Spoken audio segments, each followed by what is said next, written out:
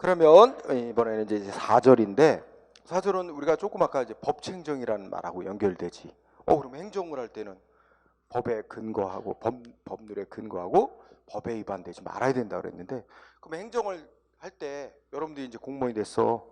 행정을 할 때 근거 규정 있나 보고 또 정해진 내용에 위반하지 말아야 될 그런 법들에는 법이 한 가지만 있는 게 아니거든. 법의 효력도 다른 여러 법들이 존재해요. 응? 그래서 그 행정을 할 때 따라야 될 법에는 어떤 것들이 있는가, 이걸 논의하는 게 법원이라는 제목으로 얘기하는 거예요. 응?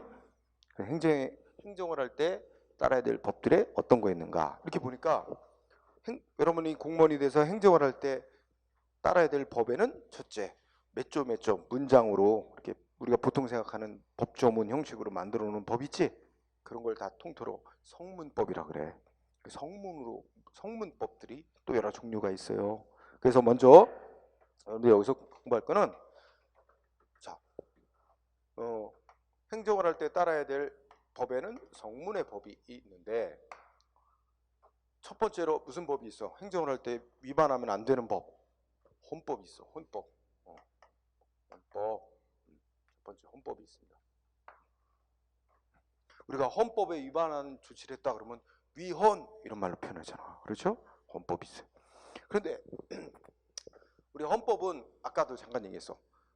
국가에 관해서 기본적인 걸 정해놨어. 그래서 입법에 관해서도, 국회에 관해서도, 또 행정부에 관해서도, 사법부, 법원에 관해서도, 그다음에 국민의 기본적인 권리, 의무 막 이렇게 쭉, 우리나라 경제 질서는 어때야 되고 이런 것까지 약 131개 조항인가 이렇게 돼 있거든. 그래서 근데 헌법은 아주 기본적 원칙을 선언했어요. 기본 원칙. 그러니까 여기는 세부 사항이 없어요. 응? 뭐라고 딱 선언했냐? 예를 들어서 모든 국민은 재산권이라는 기본적 권리가 보장된다. 다만 보장되는 국민의 재산권의 종류, 얼마만큼 보장되는지는 국회가 법률로 정한다. 그래서 구체적인 내용은 국회대로 법률로 정해놓으래. 또 모든 국민은 납세 의무를 진다. 그러면 국민이 내야 될 세금의 종류, 응? 그다음에 세율은 얼마만큼 이런 것들은 국회가 정한다, 법률로. 그래서 다 국회가 법률로 정하도록 돼 있어. 그래서 헌법의 기본 원칙을 선언하고 국회가 법률로 행정 분야마다 이제 법률로 아주 뭐랄까 중심적인 내용, 응? 내용을 법률로 정했다. 우리 아까 읽었듯이 국민의 권리와 의무, 기본권적인 권리, 기본권에 해당하는 권리 의무에 관한 본질적으로 중요한 사항은 그건 절대로 국회가 꼭 정해놔야 되기 때문에 그건 다른 기관도로 정하라고 하면 절대로 안 돼요. 국회가 직접 법률로 정해야 돼요. 근데 이제 이것도 누가 만드느냐를 한번 기준으로 헌법은 누가 만드는 거로 생각하지? 아니야. 우리가 이제 법적으로 따지면 헌법은 국민이 만드는 법이야. 우리 국민 개개인들이 합의해서 만드는 법이야. 그래서 헌법을 새로 만들 때 또 고치는 거 있잖아. 개정할 때 최종적으로 물론 이제 우리가 저기는 아니잖아. 옛날 고대 도시국가 아테네, 스파르타 이런 소규모 도시국가는 아니니까 거기야 시민들 모여가지고 광장에서 토론해서 이렇게 합시다 정하기도 하지만 지금 그럴 수 없잖아. 그래서 못 만든 거야. 대표기관 국회 만드는 거지. 그래서 국민의 대표기관인 국회에서 의견을 수렴해서 안을 만들고, 응? 안을 만들어서 일단은 국회에서 통과시켜. 그런 다음에 최종적으로 국민한테 물어봐. 투표. 그래서 우리 19세 이상 국민들이 투표로 찬성하면 확정되는 거야. 응? 그래서 이거는 헌법은 여러분이나 우리가 속한 대한민국이 어떤 방향으로 나가야 되고 국가의 목표는 뭐고 어떻게 국가의 조직이 이루어지고 해야 되는지에 대해서 기본적인 선언을 우리 국민들이 합의해서 만든 법으로 하는 거야. 국민투표로 최종 정한 거야.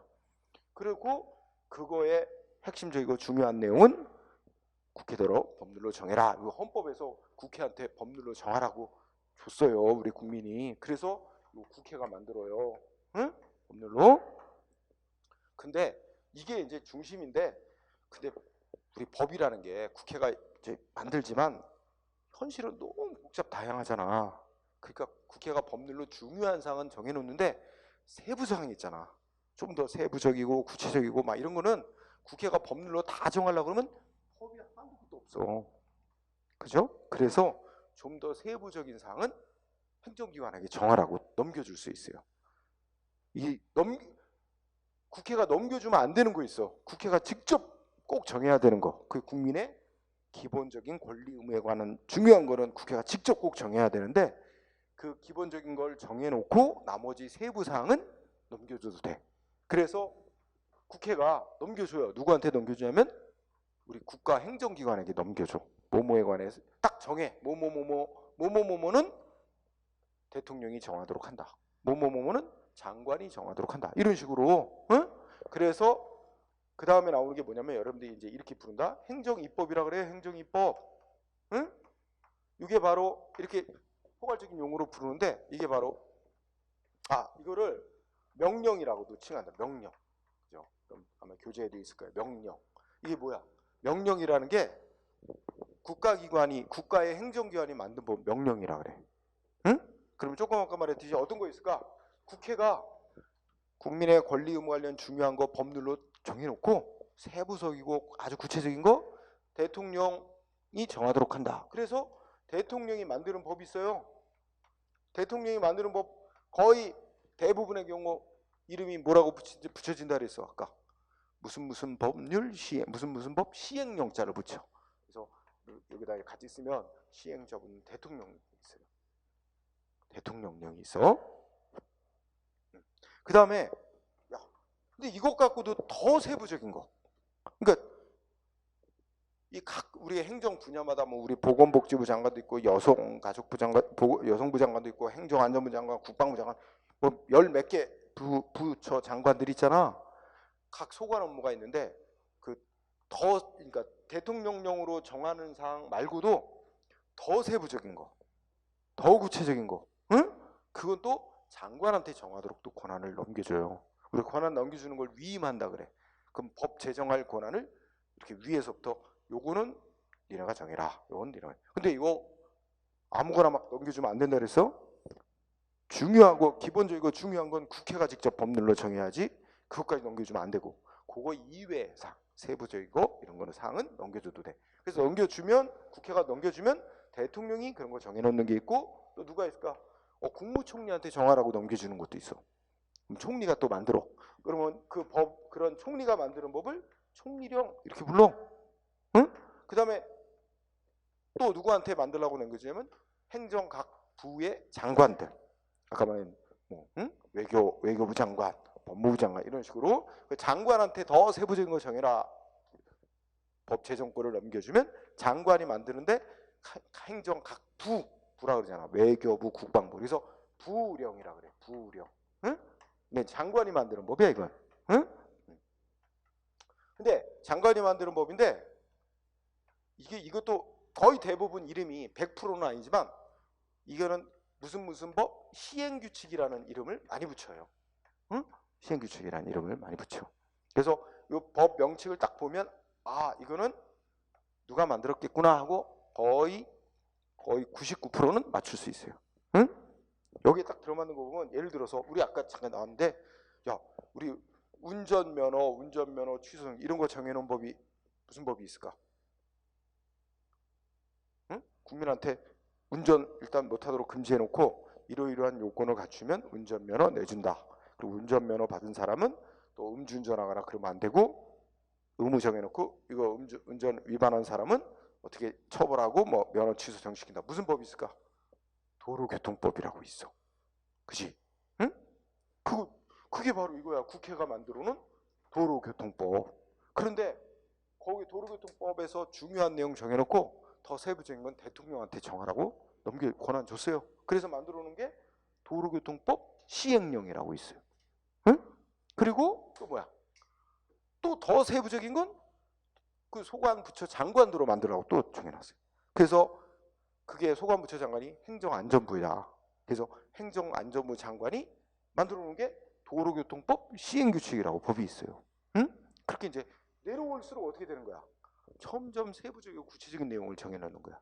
그럼 만약에 여러분들이 이제 공무원 되잖아. 우리 공무원은 크게 국가 소속, 국가가 임명하고 월급 주고 하는 국가 소속의 공무원이 있죠.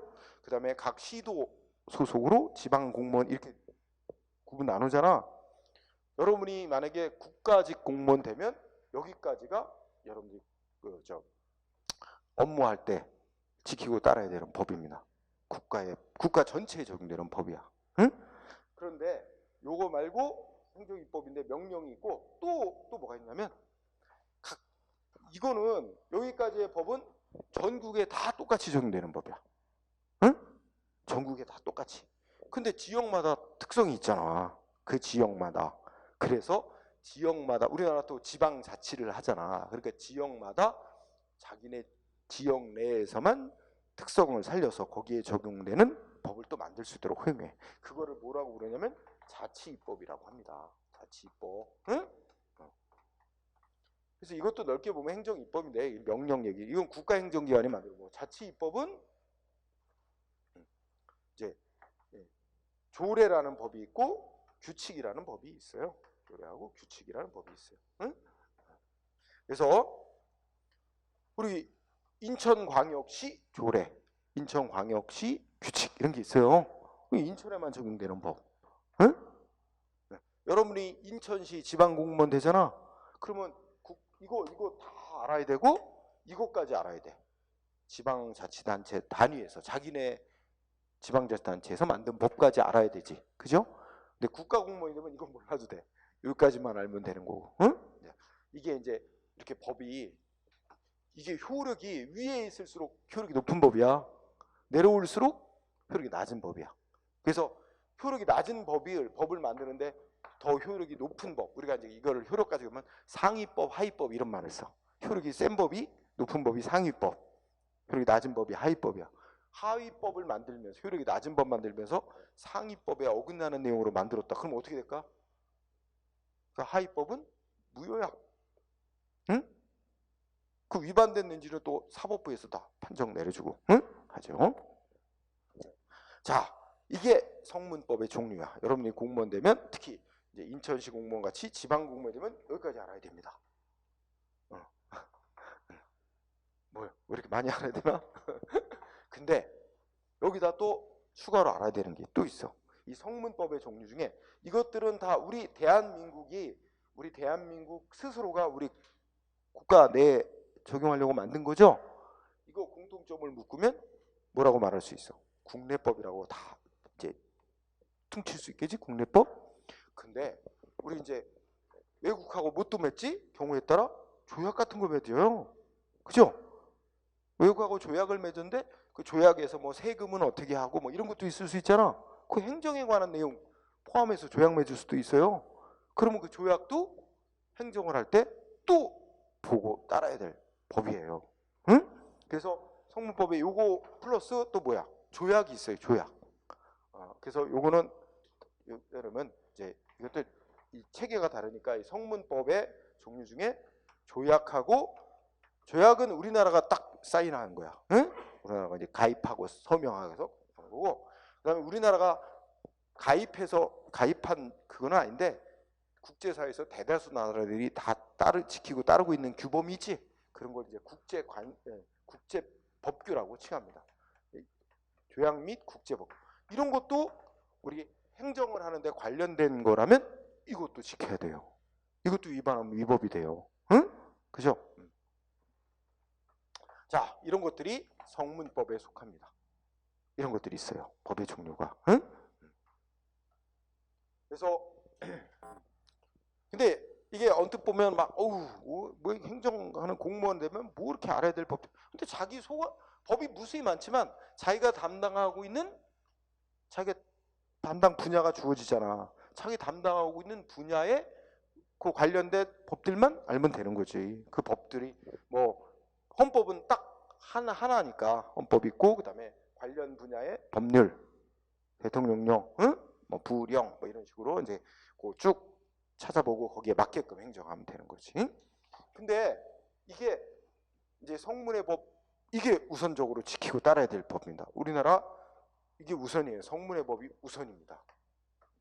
그런데 원칙이고, 근데 이 성문의 법이 완벽할 수 있을까? 100% 완벽하게? 이거 100% 완벽하게 못 만들어.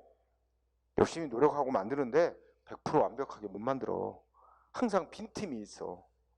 그리고 만들어 놨는데 또 새로운 일이 생겨요. 뭔가 새로운 게 또 생겨나고 뭐 해서 또 그거 추가하고 막 개정해야 될 필요가 있고 막 그래요. 그러니까 이거 성문의 법이 이게 완벽하진 않단 말이야. 어? 완벽하지가 않아요. 빈틈이 있어요. 그래서 어떻게 돼? 이거 보충해야 될 필요가 있어요. 응? 이 빈틈을 메워야 될 필요가 있어. 그 빈틈을 메우기 위해서 인정되는 법들이 있는데, 그거를 뭐라고 다 총칭해 부르냐면 불문법이라고 그래. 불문법. 한자로 보면 문장으로 되어 있지 않은 법, 응? 몇 조 이렇게 되어 있지 않은 법들을 통틀어 불문법, 그게 칭해요. 불문법. 응? 그래서 법은 크게 두 종류야. 성문법과 불문법. 그런데 여러분들이 행정 공무원 되면 우선적으로 우리나라는 성문법을 이제 우선으로 치니까 성문법을 보고 법대로 하는 거야.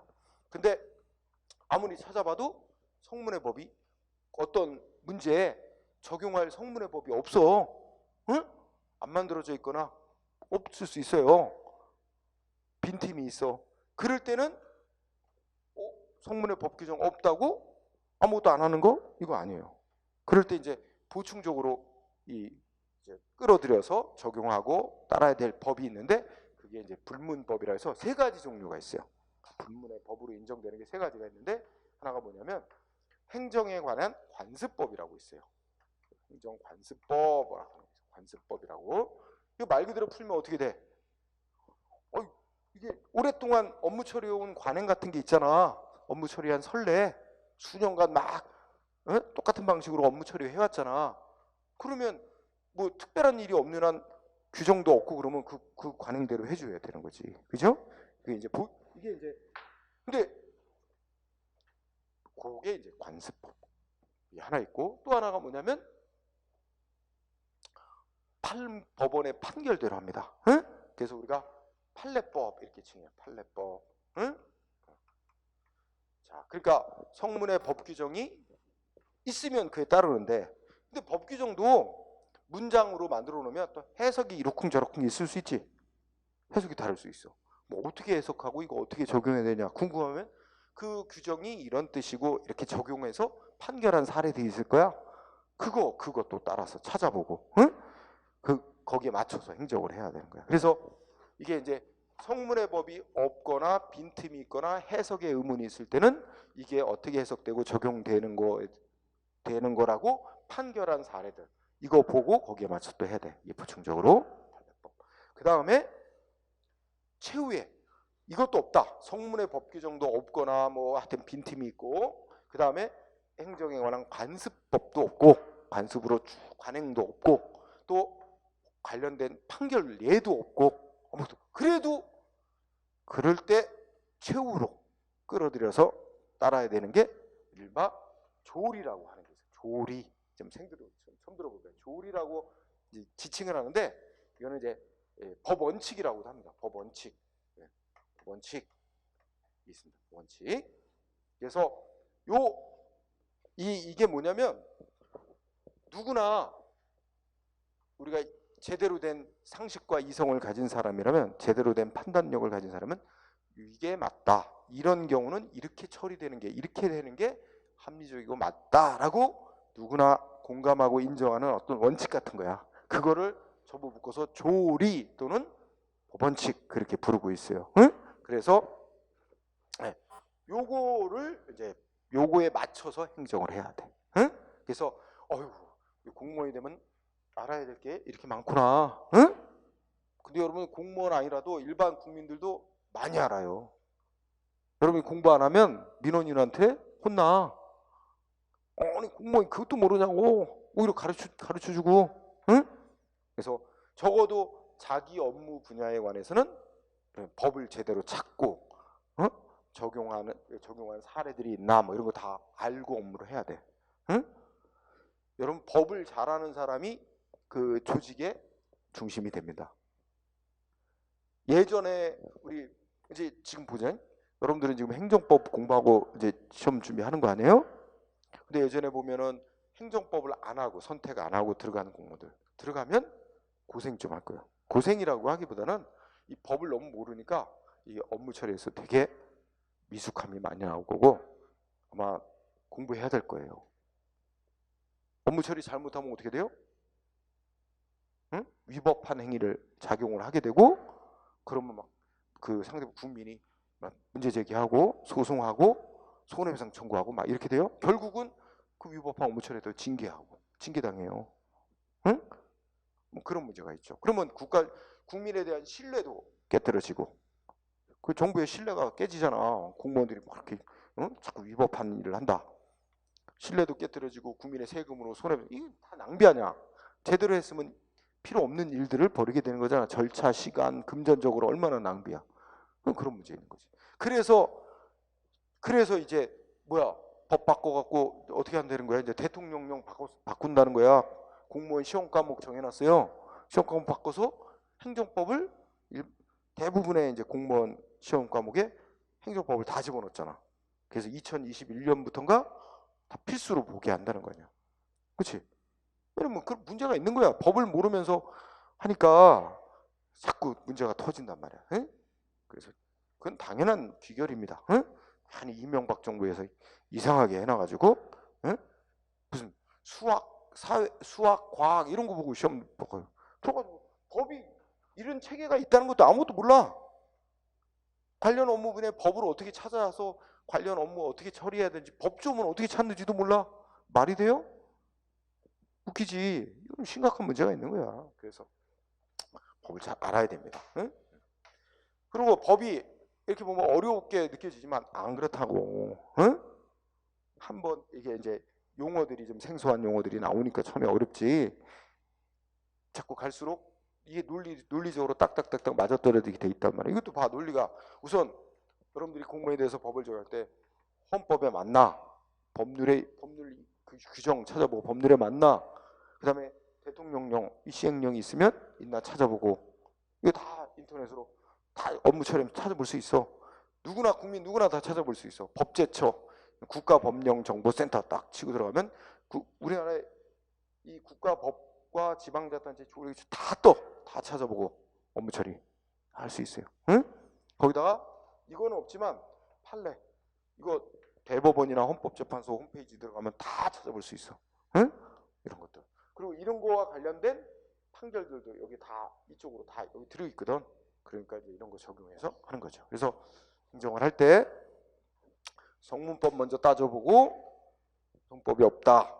그럴 때는 이때 불문법을 또 동원해서 업무 처리하고 왜냐면 일선 현장에서 보면 국민이 이렇게 뭘 신청하고 했는데 이게 예전에는 없던 뭐라 그럴까 좀 새로운 생소한 일이야. 그럼 다 모여서 또 회의하고 하겠지. 이걸 어떻게 처리하는 게 법대로 하는 거로 맞느냐? 하면 이제 그 중에 법을 잘하는 사람이 주도권을 쥐고 발언을 하겠지. 여러분이 그런 사람이 돼야지. 응? 그래서 이게 법대로 하면 이게 상위법, 이게 법률이 이런 내용이 있고 법률에는 없지만 제가 쭉 찾아보니까 조항이 문구가 하나 있습니다. 관련된 장관이 만든 시행 규칙에 이렇게 돼 있습니다. 그러니 이렇게 처리하는 게 맞습니다. 이렇게 제시할 수 있어야지. 그죠? 그러면 여러분 상사 중에는 업무만 실제 많이 처리했지 이 법을 안 배우고 한 사람들이 많아. 그 사람들은 뭘 주로 내서 맨날 이것만 내서 야 우리 맨날 관행상 이렇게 해왔어. 그렇게 처리하면 돼. 근데 이게 지금 잘못된 것일 수도 있어요. 그동안에 처리해온 관행이. 있잖아요. 그동안에 처리해온 관행은 이렇게 돼 있는데 법이 개정이 되고 바뀌어서 이제 성문의 법이 만들어져 있을 수도 있어요. 그 문제에 관해서. 그러면 이게 다르네. 성문의 법만 그동안에 쭉 해온 관행이 있긴 한데 새로 법이 만들어서 성문의 법으로 다른 내용으로 돼 있네. 이거대로 따라야 돼. 이게 우선이야. 성문의 법이 우선이고 이게 없거나 빈틈이 있을 때 이걸 보충적으로 적용하는 거야. 이게 우선이 아닌 거야. 관계가 그렇게 돼 있는 거죠. 그래서 이런 계통으로 이루어져 있다 하는 얘기입니다. 그래서 그런 내용들이 여러분들 교재에 쭉 있습니다. 자, 우리 관련 이제 쭉 있는데 몇 가지 판례를 한번 공부를 해보자. 그럼 책에서 우리 저 조약 및 국제법규 항목 있죠? 성문법에서 그죠? 그 밑에 보면 판례 알아보기 있는데 2번 판례. 그 굵은 글씨로 지방자치단체가 제정한 조례가 가트나 AGP에 위반되는 경우, 여기 굵은 제목이 있는 거 있지? 이거 시험에 단글로 나오는 판결이거든. 자, 여기에 적용된 논리. 여기 봐봐. 이게 이제 여기 저 GATT라고 하는데 그게 뭐야? 그게 우리나라가 가입한 조약이야. 응? 근데 그 조약이 우리 행정에 관한 내용을 담고 있는 거야. 응? 응. 그러면 여러분들이 거기서 키워드가 이제 조례하고 GATT야. GATT를 이제 우리 번역에서 어떻게 불러? 첫째 줄에 있나? 1994년에 맺은 관세 및 무역에 관한 일반 협정 있잖아. 그거 영문 약자에 따서 GATT. 응? 이건데 그러면 지금 사안이 뭐냐면 우리 예를 들어서 인천시에서 이 조례를 만들었어. 인천시에서 조례를 만들었어. 내용이 뭐냐면 인천시 뭐라 그럴까?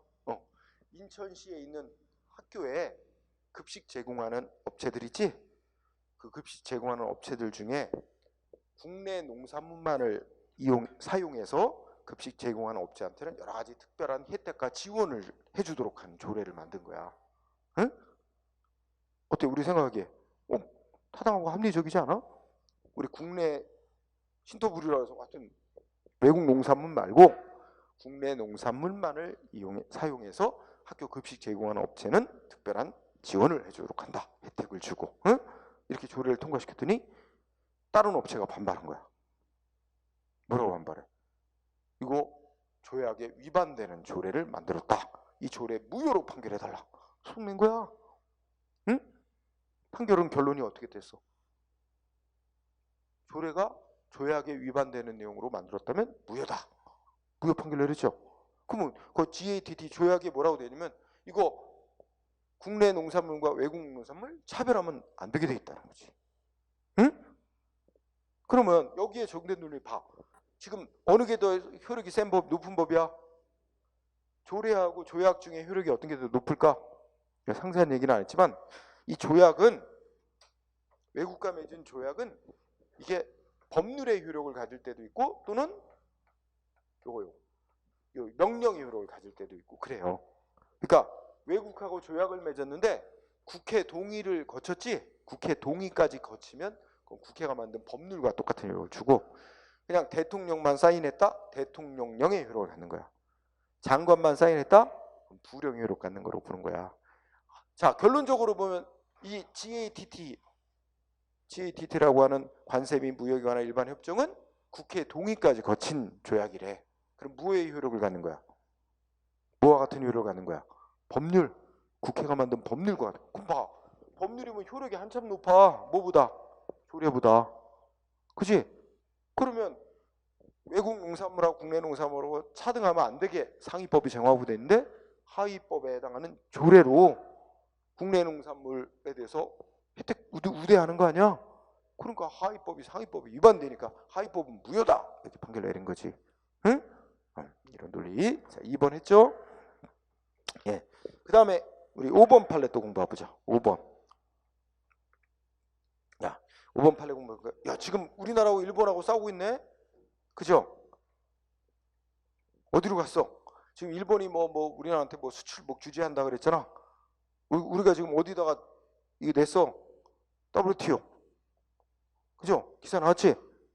WTO에 지금 제소했잖아. WTO가 국제 무역기구 같은 그 무역 분쟁 재판하는 곳이에요. 판정. 응? 응. 자, 근데 이거 보니까 5번에 이제 우리나라도 WTO에 가입돼 있고 조약에 중국도 가입돼 있어. 응? 그런데 중국에서 우리나라로 물건을 수출하는 업체가 있어. 응? 정확히는 이제 타일, 화장실에 이렇게 타일 붙이잖아, 타일. 근데 이 중국에서 타일을 수출하는 업체가 있는데, 우리가 덤핑 판매라고 한 말 쓰지. 엄청 정상적 가격보다 엄청 낮은 가격으로 판매하는 거 덤핑 판매라 그러잖아. 주로 어느 때 써먹어? 응? 어느 때 써먹어? 응? 이 경쟁업자들 다 죽이려고 할 때 써먹지. 완전히 자기네 원가 이하로 막 파는 거야. 몇 달간 그렇게 팔아봐. 자기네도 적자지만 결국 뭐 하자는 거야? 누가 버티나 보는 거지. 그럼 상대방 경쟁업자 안 따라올 수 없지. 자기네도 가격 내리지. 그지? 우리 더 내려. 누가 이기나 보자. 결국 상대방 경쟁업자 망해요. 그럼 다 나가지. 그럼 나 혼자 남잖아. 그럼 난 이제 가격을 정상적으로 회복시키고 혼자 독점해서 이득을 막 보는 거지. 그치? 이런 게 이제 덤핑 판매하는 거야. 응? 근데 중국 업체가 우리나라에 이렇게 타일을 엄청나게 이제 원가 이하로 낮은 가격에 막 수출하는 거지. 그럼 우리 국내 업자들이 죽겠다고 난리야.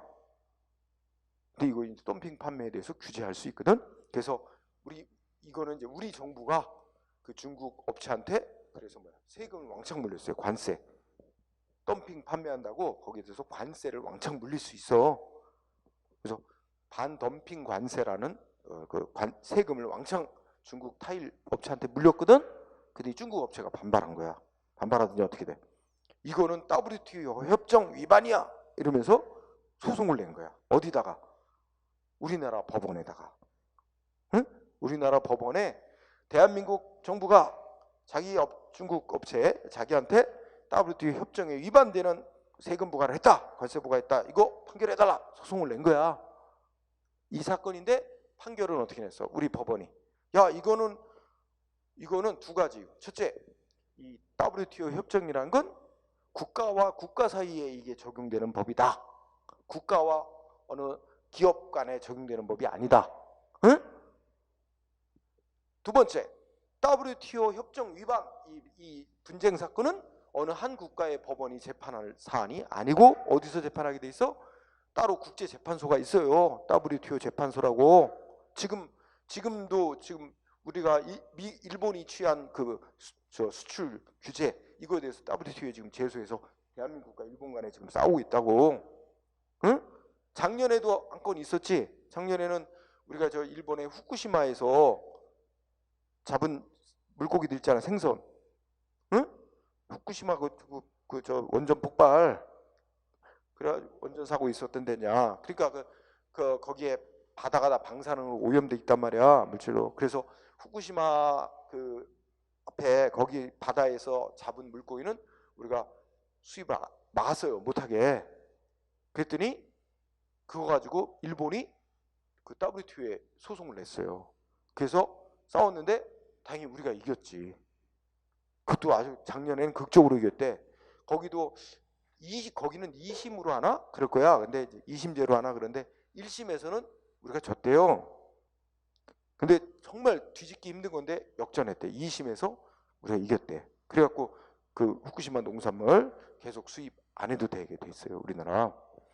그런데 이번에는 또 반대로 일본이 이제 수출 규제 조치를 하니까 우리 정부가 일본을 상대로 지금 WTO에 제소해서 지금 재판 중이야. 그래서 얼마 전에 우리 갔다 왔잖아. 우리 정부 고위 관계자 WTO 가가지고 뭐 이렇게 얘기했다. 일본은 말도 안 되는 뭐 이상한 궤변 내려놓고 해서 뭐 우리가 이길 거로 낙관한다 뭐 이렇게 얘기를 하는데 그건 두고 봐야 돼. 어쨌든 이 본론으로 들어오면 그래서 중국 업체가 대한민국 정부를 상대로 그 반덤핑 관세 세금 부과한 거 위법이라고 우리 대한민국 법원에 소송을 냈다. 결론은 우리 법원은 WTO 협정 위반 사건은 국가와 국가 사이에 적용되는 문제이고 어디 가서 재판해야 된다? 응? 따로 정한 그 WTO 국제재판소 거기다가 소송을 내야지 우리 국내 법원이 재판할 사항이 못 된다. 이게 판결이에요.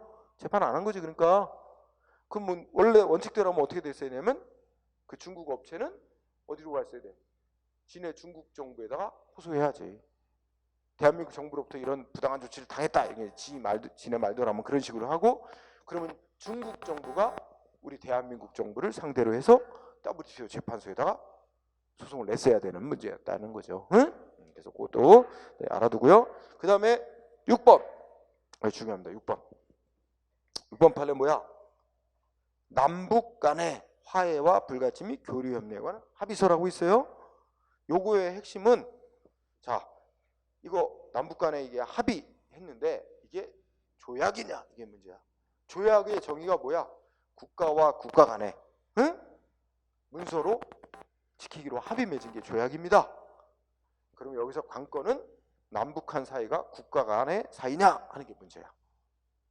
결론은 어떻대요? 남한과 북한 사이는 국가와 국가 사이로 봐요, 안 봐요? 국가 간의 사이로 보지 않았습니다. 이거는 원래 하나의 국가고 원래 출발은 단일한 민족이었는데 분단된 특수 상태다.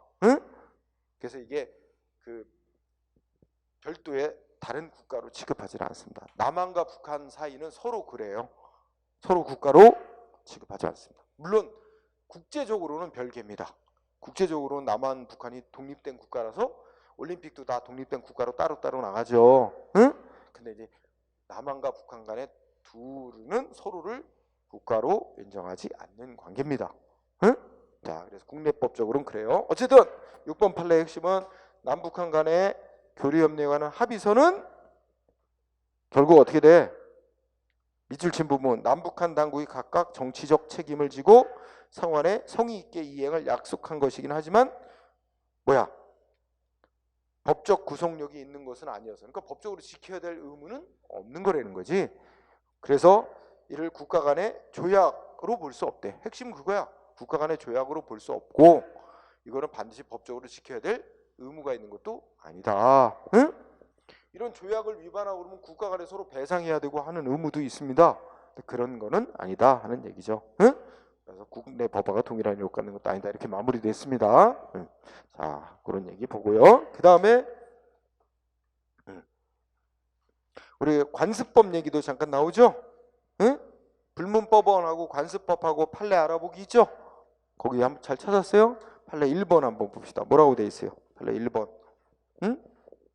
관습 1번은 외울 건 아니야. 그냥 같이 읽어보자는 거지. 판례 1번을 보니까 관습법이란 어떤 걸 관습법이라고 그러는데 사회에서 거듭된 관행으로 생성이 된 생활 규범이 사회의 법적 확신과 인식에 의하여 법적 규범으로 승인 강행되게 이르는 것, 이걸 말한대. 그러니까 이 말을 풀었으면 그 속에 관습법이라고 법으로 인정되려면 두 가지가 필요하대.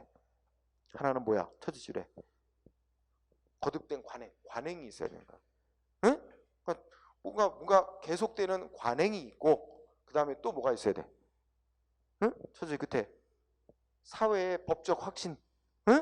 이게 뭘 말하면 이 사회 구성원, 그러니까 우리 사람들 대부분이 그 관행대로 하는 것을 당연하게 생각하는 거지. 그걸 법적 확신이라고 하는 거야. 그러니까 여러분 관습하고 관습법은 조금 구별해야 돼.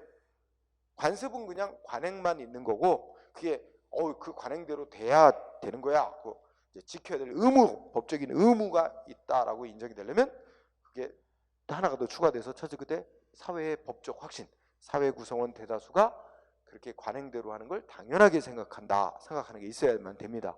그러면 이 두 가지 요소, 관행과 법적 확신 두 가지 요소가 인정되면 이제 그거는 지켜야 될 의무가 있는 법적 규범, 법으로 이제 효력을 인정받게 됩니다. 이제 그런 얘기가 있는 거죠. 관행만 있지 사람들이 그 관행대로 당연히 따라야 되는 게 맞다라고 법적 확신을 아직 갖지 않은 상태는 아직 관습법이라고 하지 않는다는 게 그 뒤에 이어지는 문장이야. 참고로 그냥 읽어두세요. 그러면 여러분들이 꼭 알아야 될 판례는 6번 판례를 공부합니다. 자, 6번 판례 보면은 굵은 글씨나요? 부분에서 야, 대한민국 수도가 서울이다. 대한민국 수도가 서울이다. 있을까요? 없을까요? 이 성문법으로 정해진 거 있을까요? 없을까요? 성문법 종류 어디에도 대한민국 수도가 서울이라고 규정하는 거 없어요. 성문법에는 없어. 그런데 우리 노무현 정부 때 뭐 하려고 그랬지? 수도를 저 충청도로 이전할 계획을 세우죠. 그래서 법률 국회에서 수도 이전하는 내용의 법률까지 만들어서 추진을 했어요. 그런데 그 수도 이전에 반대하는 사람들이 헌법재판소에 이거 헌법에 어긋나는 법률이다 판정해달라고 신청까지 들어간 거야. 거기서 우리 헌법재판소가 뭐라 그랬어? 응? 법으로 성문법으로 대한민국의 수도가 서울이라고 명시된 건 없지만 거기에 서울이 수도라는 점은 뭐야? 전통적으로 존재해온 헌법적 관습이래. 응? 그러면서 헌법 조항에서 명문으로 밝힌 건 아니지만 자명한 일이고, 응? 그러면서 이런 거지. 그러니까 논리가 이래요. 우리 대한민국의 수도가 서울이라는 걸 성문의 법으로 정해놓은 건 없다. 그렇지만 우리 대한민국 수도가 서울이라는 거는 조선 왕조 이래 수백 년간 지속되어 왔고 대다수 사회 구성원이 대한민국 수도가 서울이라고 그렇게 굳게 믿고 있다. 응? 그러니 대한민국 수도가 서울이라는 점은 관습법으로서의 효력을 갖는 거다. 이렇게 얘기한 거야. 그래놓고 거기까지는 그래도 인정한다. 그래 그 다음부터 좀 이상한 논리를 핍니다. 그런데 한 나라의 수도에 관한 사항은 국가의 아주 기본적인 중요한 사항으로서 한 나라의 수도에 관한 사항은 헌법의 효력을 갖는 것으로 봐야 한다. 이러면서 무슨 말을 만들어내? 관습헌법이란 말을 만들어낸 거야. 응? 관습법인데 헌법의 효력을 갖는 거래. 대한민국의 수도가 서울이라는 거는 관습법으로서 인정이 되며 효력도 되게 높은 헌법적 효력을 갖는 거래. 응? 근데 그것만으로도 조금 더 부족해. 왜냐하면 우리나라는 성문법을 우선시하는 나라이기 때문에 수도를 충청도로 옮기려는 성문의 법률 만들어서 추진하고 있거든. 그럼 이게 우선될 수 있어요. 근데 그걸 깨기 위해서 무슨 또 언급을 하냐면 관습헌법은 뭐와 동일한 효력을 갖는다고 또 언급해? 여기가 되게 이상한 논리야. 응? 거기 무슨 말 들어갔어? 관습헌법은 성문헌법의 경우와 동일한 효력을 가지기 때문에 이런 말 썼죠? 그거 정말 황당한 논리야. 우리나라는 무슨 법을 우선시하는 나라라고? 성문법. 관습법은 성문법이 업권할 때 보충하는 차원에서만 효력을 갖는 거지. 그런데 여기는 이상한 말을 썼잖아. 관습헌법, 그러니까 헌법이라고 얘기했지만 관습헌법이 성문헌법하고 동일한 효력을 갖는데 뭐 이따 이 궤변이 있어. 이거는 이제 수도를 옮기지 못하도록 만들기 위한 궤변입니다. 이건 법 논리로는 이상한 거야. 응? 어떻게 아니 성문법이 우선이고 이 관습법 같은 이 불문법은 성문법을 보충하는 차원에서만 법으로 인정되는 거지 성문법에 하고 동일한 효력을 가질 수 없는 거거든. 근데 여기 똑하니 관습헌법은 성문헌법과 동일한 효력을 갖는데 이거 황당하지. 그래놓고 그래서 결국 어떻게 돼? 응? 그 성문헌법을 개정하는 절차 똑같은 절차를 밟아야만 대한민국의 수도가 서울이란 관습헌법을 개정할 수 있대. 결국은 수도를 옮기려면 헌법을 개정하는 길밖에 없다. 이걸 밝혀놓은 거예요. 그러니까 국회가 법률 만들어서 수도 이전하도록 법률 만들어 추진한 것 헌법 위반, 위헌, 무효. 그 수도 못 옮기게 한 거지. 그래서 방법은 헌법을 개정하는 방법을 통해서만 수도를 옮길 수 있도록 그렇게 한 겁니다. 어쨌든 여기서 알아둘 점은 지금 말한 것 중에 요 6번 판례에서 핵심은 뭐야? 자, 대한민국의 수도가 서울이라는 점은 관습 헌법으로 인정. 응? 그죠? 두 번째, 관습 헌법은 성문헌법과 동일한 효력. 응? 그 단어를 요 부분을 유의하면서 읽어두면 돼요. 자, 그래서 관습법. 그 다음에 하나 또 언급된 거는 9번 한번 읽어보세요. 8번, 9번은 여러분들 읽어봐도 되겠다. 8번, 9번 각각 묶어서 취지는 같아요. 8, 9번이. 이게 뭔 뜻이냐면 관습법이라는 것도 영원한 게 아니라는 거지. 응? 오랫동안 관습법으로 이렇게 인정되어 오던 것도 이제 시대가 변해서 사람들의 인식이 바뀌고 해서 예전에 관행되어라는 게 당연하지 않다라고 생각하게 되면 그리고 그렇게 바뀌면 그거는 법으로서의 가치를 부정될 수 있다. 그런 얘기지. 참고로 읽어두고요. 자, 오늘 공부의 마지막 논점은 판례법에 대해서 본 거죠. 자, 판례법 대법의 경우에 판례 알아보기라고 있어요. 그죠? 거기에 1번을 중시합니다. 1번을 중시하면, 자 보자. 대법원이 어떤 소송 사건을 받아갖고 판결을 내렸대. 그 대법원의 판례가 법률을 해석하는 어떤 일반적인 기준을 판결문에서 제시해 놨대. 응? 그런데 유사한 사건이 또 생겼대. 이거는 이제 대법원이 어떤 사건에서 판결을 내려놨는데 그 이후에 유사한 사건이 또 생긴 거야. 그래서 그 사건을 밑에 하급 법원이 지금 재판한대. 그러면 유사한 사건을 재판하는 하급 법원의 판사는 대법원이 내린 판례에서 밝힌 견해를 존중해서 재판을 해야 되기는 하지만, 그렇다고 이게 같은 동일한 사건은 아니거든. 위에서 분명히 말했더니 무슨 사건이라고 했어? 무슨 사건이라고 했어? 유사한 사건이라고 그랬지. 같은 사건이 아니거든.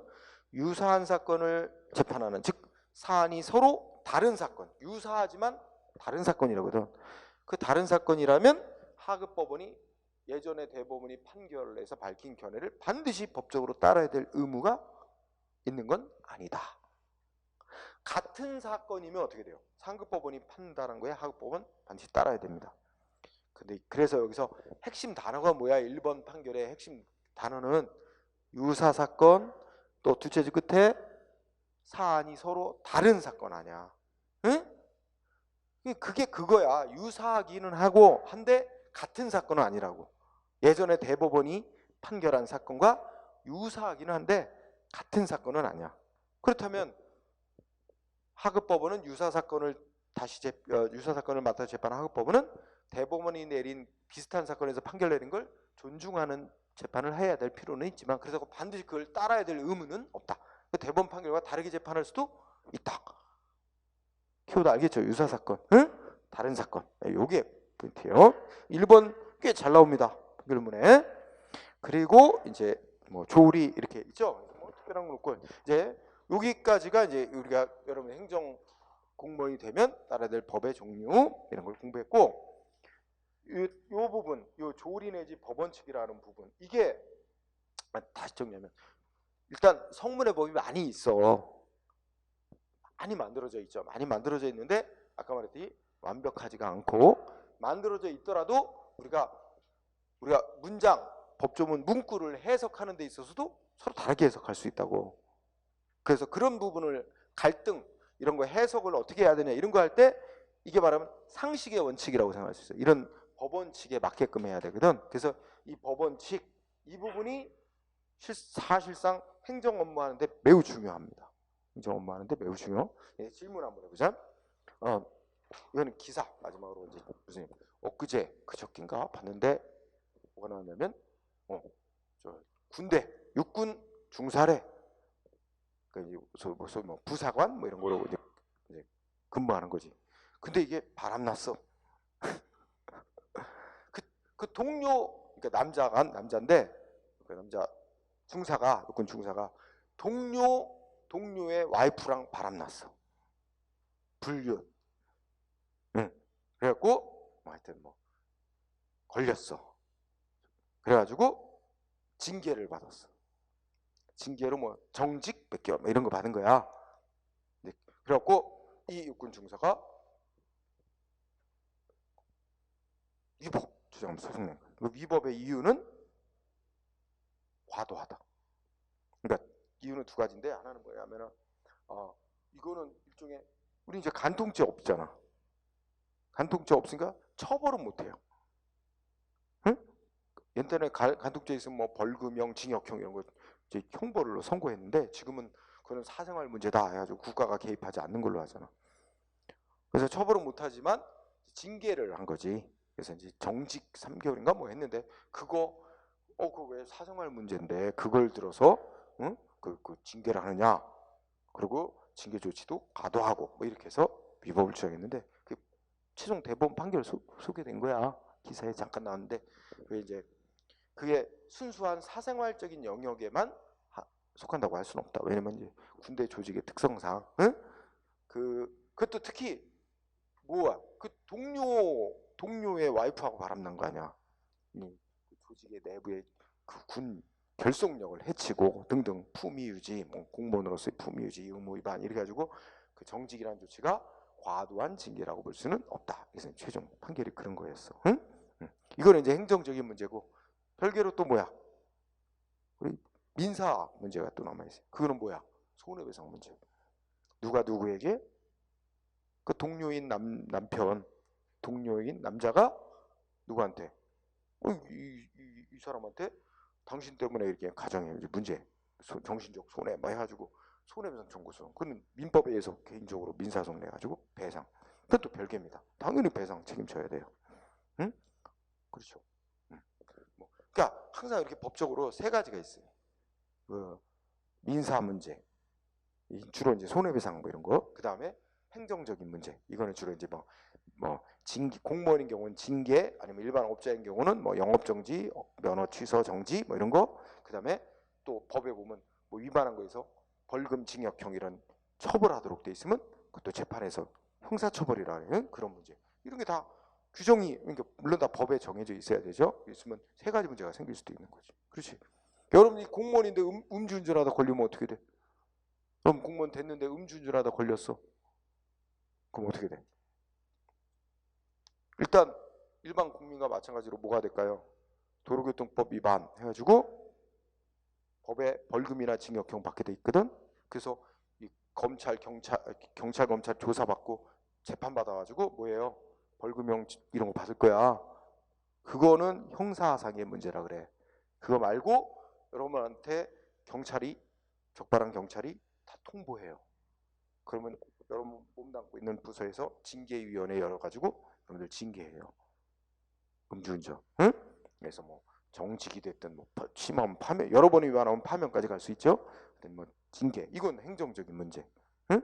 응. 거기다가 음주운전에서 사고 냈다고 쳐봐. 누구 차 박았다든지. 그건 이제 민사 문제. 아, 그건 또 별개 또 형사 문제가 되지. 그런 사고까지 내고 그러면 아까 그것까지 더해서 음주운전 플러스 사고까지 해가지고 형사 문제. 거기다가 상대방 피해자에게 민사상 손해배상 책임 문제 이런 게 막 생기는 거지. 그러니까 여러 가지가 다 이렇게 맞물려 돌아가게 되겠습니다. 우리는 그 중에서 이제 주로 행정적인 문제와 그다음에 손해배상 문제 이렇게 이제 이쪽으로 이제 뒤에 가면 그걸 공부를 하죠. 연관이 있어요. 그래서 우리가 법을 공부하면 굉장히 많은 지식이 늘어나고 재밌어요. 사건들 갖고 공부하면. 응? 이 사건에 어떻게 해서 이런 판결이 내려지냐. 우리 무슨 사건 언론 보도 딱 나오면 막 댓글들 막 달아. 근데 정말 무식한 댓글들 많아. 이게 이 국가가 운영하고 뭐가 작동되고 재판에 관련되는 법 논리에 따르면 판사는 그렇게 재판할 수밖에 없었어. 결론은. 근데 막 뭣도 모르면 막 저 판사 뭐 파면시켜라, 어떻게 졌다이 판결을 막말을 막 쏟아내. 무식을 드러내는 거야. 응? 아까 말했듯이 아니 판결한 판사를 대통령대로 파면해달라고 청원하는 것 자체가 이게 일종의 무식의 소치지. 상권 분립을 모르는 거. 응? 네. 그거는 거기다 할 게 아니라 대법원 홈페이지 가서 해야 돼요. 네. 그죠? 응? 응. 그래서 법을 잘 모르니까 네, 그런 일이 생기는 겁니다. 그래서 여러분들이 이제 시작이야. 이제 법을 공부해 가면 점점점 사건 판례 공부하면서 어떻게 적용됐는지 응? 알게 될수록 재미도 있을 겁니다. 그러고 나서 논리를 익힌 다음에 또 시험 문제가 어떻게 나오는지 기출문제 풀어보면 또 재밌고, 그죠? 네. 같이 쭉 해나가면 내년 4월 대비 시간은 이제 충분하니까 같이 차근차근 합격을 위해서 진행해 갑시다. 오늘 여기까지 하고 마치죠. 수고했어요. 네.